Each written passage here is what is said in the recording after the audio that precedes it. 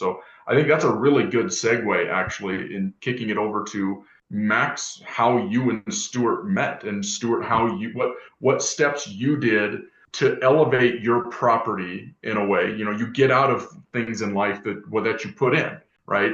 Stuart kind of went out and did some research, found some resources, and here he is talking to a whole bunch of landowners and sitting here with LandYield, turning his, this is a really important point, turning his asset, his land, into now a cash flowing asset, right? It fundamentally changes the economic scenario of that asset because now it has revenue tied to it. So with all that being said, we'll kick it over to Stuart and Max if you guys Yeah, want to go ahead and tell the happy story. to. And thank you, Craig. And just going back to what we were saying about, referrals, and certainly, if you're an agent out there, you work with landowners, definitely, put the properties out there on LandGate. And at the same time, if you have a property that has carbon potential, go on Core Carbon and see what the value of that is. I mean, we do have a delegate function, so you're able to set up sites on behalf of another landowner, and that's a great way to kind of get insight.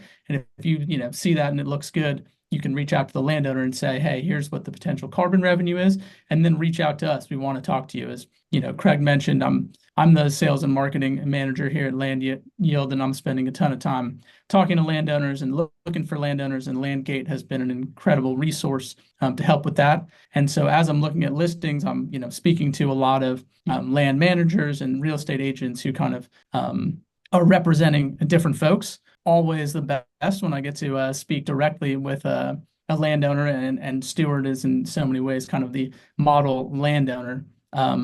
I guess I'll let you, Stuart, kind of start with the beginning of your journey and what made you kind of put your property on LandGate. Yeah, well, thanks everyone for having me. My name is Stuart Meese, and actually live in Greensboro, but my farms are in southern Virginia, near Smith Mountain Lake, Virginia, largest man-made state and the largest man-made lake in the state of Virginia. Pennsylvania County is the largest county in the Commonwealth of Virginia. It's larger than the state of Rhode Island.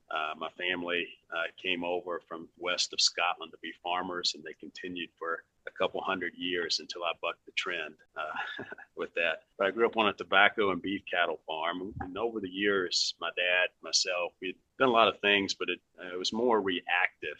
Somebody came to us, and that's everything from cell towers, billboards, the natural gas Mountain Valley Pipeline, hunting rights, selling timber, rental properties for houses, cabins, farm leases, you name it. And as I've taken on more ownership and stewardship of it, I knew I wanted to be a little bit more proactive in this process because I felt like there was probably other stuff out there. We just didn't know a lot about it. And so one of the first things I did. Hey, Stuart, real quick, you're a little bit quiet. Can Just you pull maybe down move? your. Thank you. Microphone? Do I need to go There we through that go. again? No, Sorry. No. I think we're good. Just summarize if you guys haven't heard. Stuart isn't your run-of-the-mill landowner. He comes from a very, very large background. I mean, they own a lot of acres. They've been experienced a lot of different contracts, a lot of different potential resource values on their property. And there you go. That's kind of sums up what Stuart said. But yeah, we got you much clearer now. So we basically went from reactive to being more proactive. And so one of the things I said is so many people ask me about the farm when I tell them about it. I said, as opposed to going to Google Maps and showing them something or Google Earth, I had a friend that needed to test out his new drone toy and he needed some large acreage. And I said, why don't you come and do that on our land? He said, all right, I'll give you the footage and, won't charge you a lot for it. And so we got drone footage of the 3 farms that we have. And I thought it would be handy down the road. Again, not looking to sell it, but knowing that something may come out. And so as I did my research, as Craig and Max said, I came on this site called LandGate. Never heard of it, didn't know much about it, but what I could easily see in my mind very quickly, it became kind of the Zillow for landowners in my sense, where if you've been on Zillow, and let's do a little engagement, how many people love Zillow? Thumbs up in the chat there. They give a Zestimate is basically what they give, which is, it's not an appraisal, but it's more, it's giving you some insight as to what your value of your land potentially could be. in a lot of different areas, 15, 20 different options, some things I don't even know what it is. And when I got that report, I said, wow, this is incredible, because it basically gave me a ranking of what could go there, what the value could be, and a lot of other information. I thought it would be very, very helpful. Again, not an appraisal, more of an assessment, I guess you would call it, of the land. I said, well, that's really cool. Well, it doesn't cost anything. Might as well put it up there. I noticed there's a lot of bubbles on the map. And I said, all right, this must be legit. And ended up getting a call from Max one day. He said, hey, here's how I found you about carbon credits. You know anything about carbon credits? I said, well, little. He said, well, tell me about your property. And I said, well, timber consultant said we may need to think about thinning it. The lease person that leases at a hunt club, they didn't really want to do much to it, but agreed that it need to be thinned a little bit. So we go out and market, and then being in a small town, let us know if you're from a small town. News travels quick. So as soon as those orange ribbons go up around the trees, people start talking. What's that guy doing with the land? And it quickly got to a guy saying, "Don't sell it. Don't cut it. If you're going to cut it, then I want to buy it." I said, all right, well, give me a price. And he kind of hemmed and hawed. And by that time, the timber prices went down. And I said, well, I don't think I really wanted, I don't really want to sell it. Don't want to thin the timber. And about that time, Max calls and says, there's something else called carbon credits you may want to take a look at. And I said, well, I don't really want to put it into conservation easement. I'm not really looking to sell it.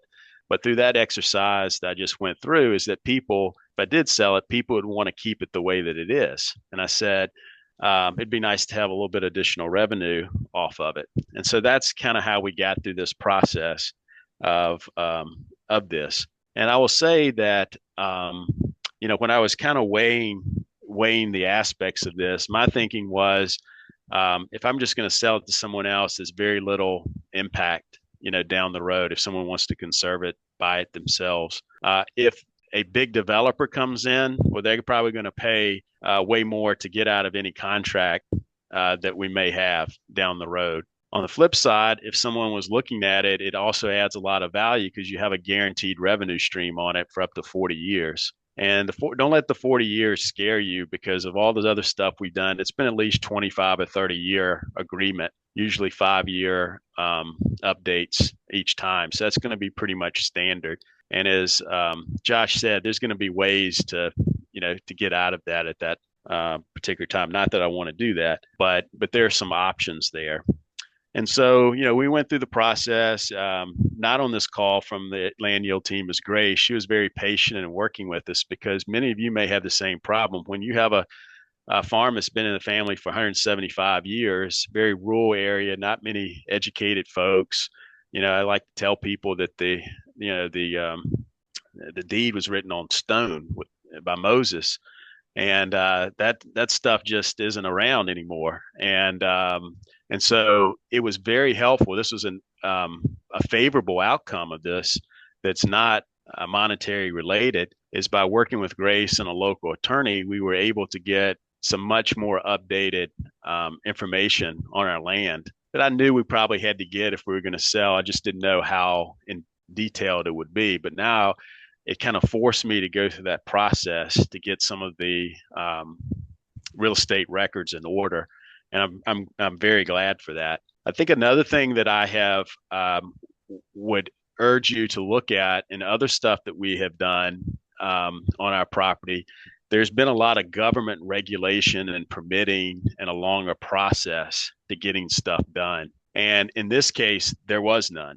LandYield kind of takes that, as what Josh was saying, it kind of takes that for you. And so I think that's a benefit, that if you're looking at other stuff like these solar, 5-7 years, sometimes it's taking. The couple in there, it's in their 80s. That's not exactly something you want to be thinking about doing, probably, is looking 5-7 years out. And as Josh said, we signed, I forget when we signed it, but it was fourth quarter, and the first payment's coming in quarter one. So it's a very quick turnaround to get some additional revenue on your property.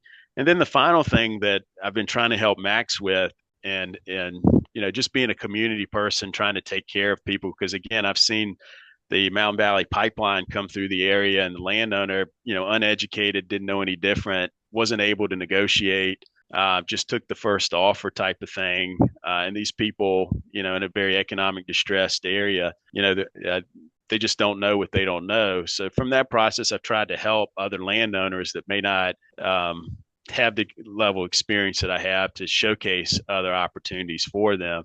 And that's what I've been trying to do with Max. Other large landowners that I think have similar properties to ours that may be in a similar position, I've just been trying to connect Max to those individuals so that they would have conversations. And what I find is most people still are unaware that something like that exists. And when I tell them, it's very, very little risk, I think, associated with it, then I think that helps. The fact, anybody from, a rural environment knows that community helps one another. And this is just another way we can do it. So that's another value, I think, of interacting with someone like LandGate, LandYield.